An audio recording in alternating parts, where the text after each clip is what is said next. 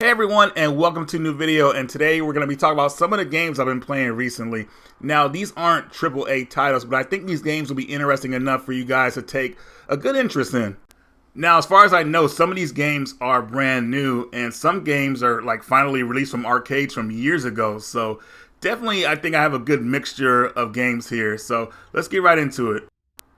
So the first game here is Overdriven Evolution. Now, this game was actually sent to me by Video Games New York, and they're starting to do digital games for the Switch eShop.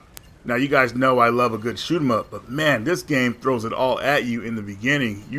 Oh my God, the first level is just pretty insane. I barely got past it, and it took me a couple of times to actually finally get to the boss. But at the same time, the game does teach you the mechanics of how to play it, but for me, it was just kind of hard because there's so much stuff coming at you, you can't really adjust. And that's just me. I'm just sucking at it right now. But I did enjoy myself.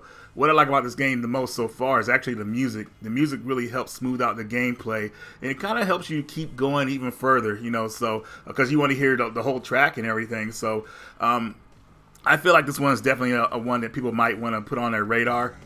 And I also have to apologize. I could not get past the first level as of this video's release, but I'm getting there. I feel like the game has the same mechanics as Ikaruga when you have a color system you switch to throughout the game. I'm not sure if it's that accurate because for me, when I changed colors, it seemed like I was still getting hit by the bullets that were the same color. So, but anyway, still learning this one. Definitely try it out, guys, and let me know what you think about it.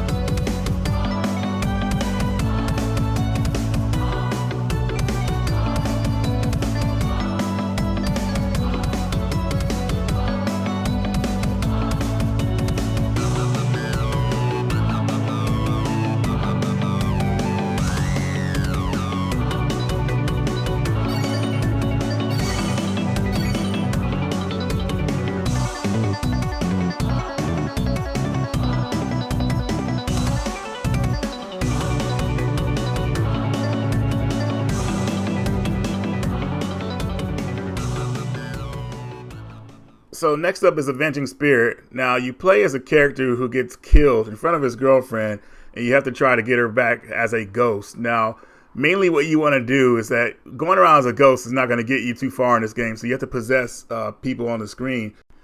You'll possess gangsters, all type of enemies on the screen. It's pretty cool, like a ninja. The ninja's one of my favorite people. There's some gymnastics girl you could possess. It's pretty cool. Now this game was originally only released in arcades. The only port of it was on the Game Boy Advance. Well, excuse me, the regular Game Boy. But the arcade has always, of course, been the definitive version of the game. And it's nice to finally have this available legit. Now, when you start this game, you have 4 characters to choose from. I always go with the Karate Girl because she just seems like a good beginning character to start with. No matter what character you choose, they have a certain amount of energy. And when that energy runs out, you'll turn into a ghost. And you'll have to possess somebody else within the time limit. So that's this game's pretty much its gimmick, I would say. It's a lot of fun, and I'm just very happy it's finally here. For those of you that played this game, let me know how you feel about this one. It would be great to get something like this as a physical release, but I don't know. The only way it seems like this game will get a physical release if it was like to do some kind of compilation. But anyways, guys, check this one out.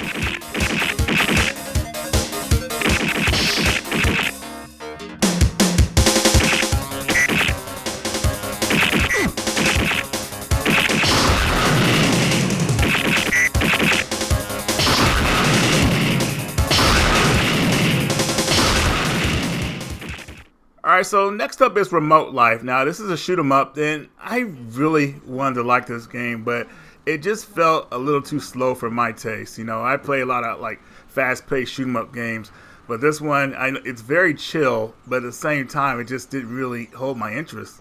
Now, I'm not saying this is a bad game at all, quite the opposite. It's just that, certain type of games for me really kind of pulled me in, and this one really didn't in the beginning, but I think the graphics are well done. The weapon choices that you could choose from, I think they're pretty cool, so, you definitely got some variations there. And I love that you get to start off from the point you died at, I think that's always a good thing. But at the same time, I just, I don't know, the game's just too slow for me. I need something that feels fast-paced, and this is just not it. But still, I think it's a game that some of you guys might want to check out if you like what you're seeing here.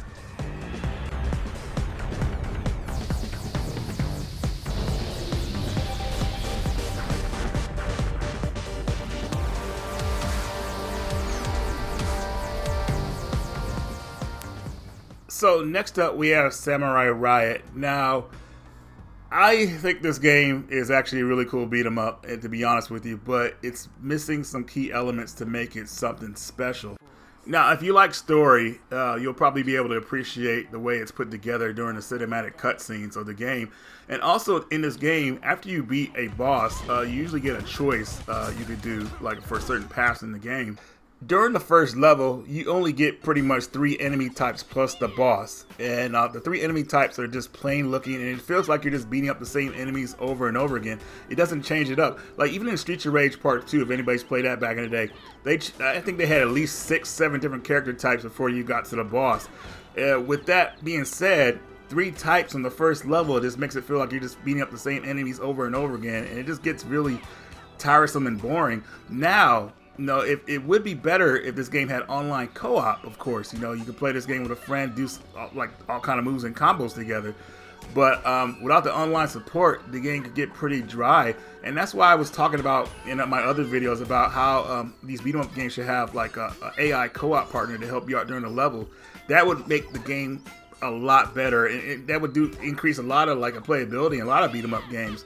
But without these companies thinking that far ahead, unfortunately, you get like a one-player beat 'em up game that just is not really gonna hold you to play it. If you played this for a second, you have the choice to play something else, like maybe Ninja Turtles or Streets of Rage, you would drop this game in an instant. But that's all I had to say that's bad about the game. It does have potential. Maybe they could do some upgrades to it in the future. I mean, it does look good, and some of the moves are actually pretty cool, but the enemy types are just too plain and boring. So next up is Capcom Fighting Collection. Now, the main game I've been playing on this recently is actually Vampire Saviors Part 2. I guess we didn't get that version over here in America. It seems like it's only in Japan. But other than that, I love the Darkstalkers games, so I've been playing that and feeling very nostalgic, I would say.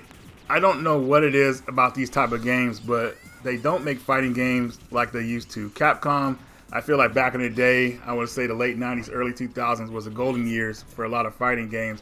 And that may differ now with the Evo fighting scene and the championship tournaments. And, a lot of people are a little pumped up for the newer games. But these older games, I feel, is where it was at for me. I don't consider myself a tournament player or anything like that. I feel like I'm a casual. But at the same time, I just feel like there was a certain type of art style and finesse that these games had that they just don't have today. I'm really glad that Capcom came out with this collection of fighting games.